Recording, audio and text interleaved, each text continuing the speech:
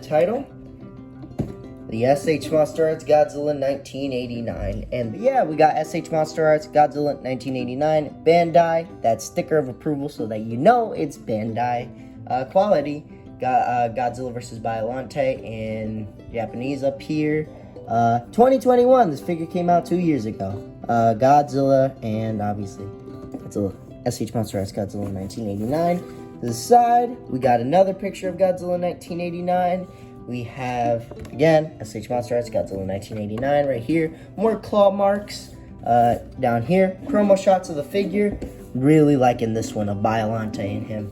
I do have the SH Monsterarts Biollante special color version, so can't wait to put those two next to each other. Continuation of the other side, not too much. Not really much going on the top or bottom. Just a whole bunch of stuff I can't read. So, without further ado, I'm excited. I got this yesterday, and I really wanted to open it, so let's do this. Okay, there we go. Woo! Okay, here we go. So, yep. Woo. Oh my goodness. This thing is a lot bigger than I thought it was going to be. Wow. Oh my Lord, have mercy on my soul. Wow, that feels nice. Figure feels nice. Move that to the side and take this off. Woo! Throw that to the side and wow. I'm really liking this so far. Jeez. Here he is, out the box. And he is very, very nice looking. I have to say, Yuji Sakai killed it with this. Wow. I am blown away with how just amazing this is sculpted. I mean, the promo shots, while they were impressive, they didn't impress me as much as I am right now with this. This right here looks incredible. I mean, wow.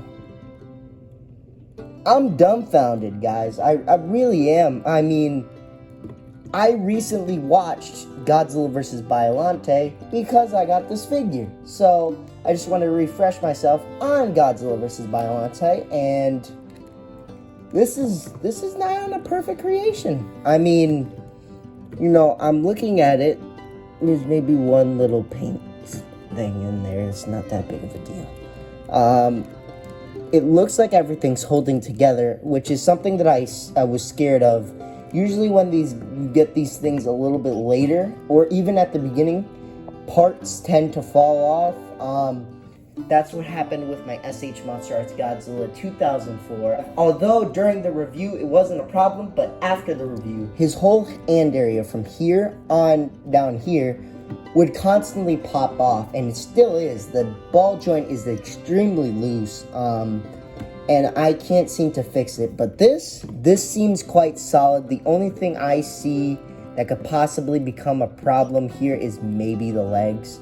But other than that, it's solid. It really is. It's a nice, solid figure, and I really hope it stays like this, you know?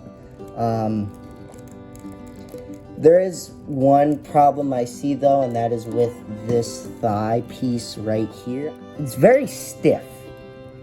Like, I said it was solid before, but now I'm noticing that it is a little too stiff in some areas. The tail especially. But I think that'll be better. Like, I can still do that. I can still do this. I can still get it into an S curve if I really try. But you can't because the tail tip isn't really articulated like the NECA 89 is. Yeah. I'm dumbfounded. These were my first impressions, and wow, I am very impressed with this figure. Let's just jump straight into articulation, which I'm gonna have mainly this figure is just gonna be ball joints and swivels. We got a ball joint at the head, hinge at the jaw, ball joint at the neck, hinge at the shoulders, bend at the elbow. I don't think you can have him do... Can you have him do the T-pose like all of my other... Yeah, you can. You can. You definitely can. But this Godzilla is mainly known for having his arms kind of like really close to his body, like this. Which even the box shows that too. So I'm mostly gonna keep him like this.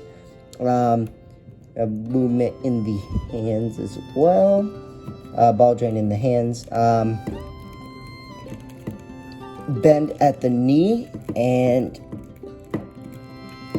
ball joint at the thigh. A decent pivot on both sides. You really got to tuck those pieces in if you want this figure to move. And lastly, ball joints all around here. So up until here, that last few segments are not. But you can still get that tail to go all the way up and make that S curve. So posability on this guy, it's great. It's excellent. I have no problems with this figure as of right now. I hope that this doesn't change it. Let's move on to size comparisons and then to our final thoughts. SH Monsterarts Bio Goji is next to the SH Monsterarts Godzilla 2019. Here he is next to the SH Monsterarts Final Wars Godzilla, Mayfix the Boys Homelander, SH Figuarts Your Forger, the SH Figuarts Avengers Infinity War Hulk, the NECA Jason 2009 and the NECA Halloween Kills Michael Myers. And lastly, here he is next to the Jurassic World Hammond Collection Tyrannosaurus Rex. Final thoughts time, and I was blown away by this figure. It's accurate. It has great paint and detail. Yes, I am blown away and very happy to have this figure in my collection now.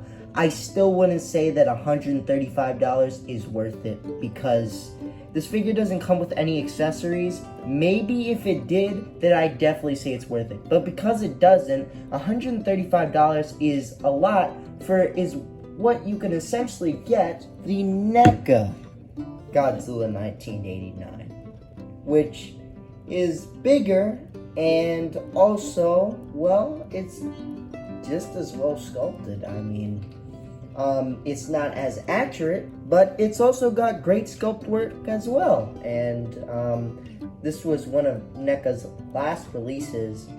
And although I would say the SH Monsterarts figure is better objectively, the NECA has a better tail. It can pull off that S curve no problem, while this one can't as well. So you could essentially get the NECA, but at least that figure comes with an accessory, which is its atomic breath, which again, this figure doesn't come with anything, and this figure was $135, and that's a lot of money.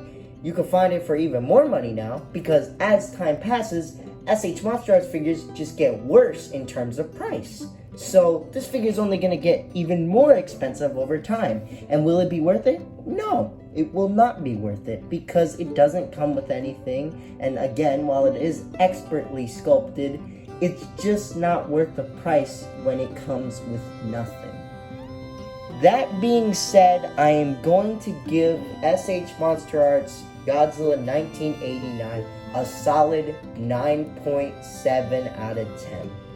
Because I do adore this figure, and although, as I stated, it would be more worth it to get the NECA figure, I still love the SH Monsterarts way more than the NECA figure. I mean, this just looks so much more menacing, and while it is smaller, which is a downside, it does scale with the SH Monsterarts Biollante. That's always a plus when it scales with its respective enemy kaiju. So yeah, 9.7 out of 10. I think that this figure is definitely a great figure and one of the best that SH Monsterarts has ever made.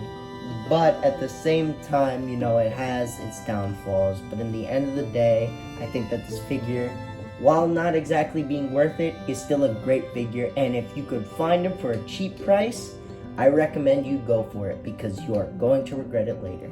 And if you don't get that figure, well, later this year, November or December, SH Monsterarts will be making their Godzilla 1991, which is, from what we've seen, nigh on almost the exact same figure with just slight sculpting improvements and differences.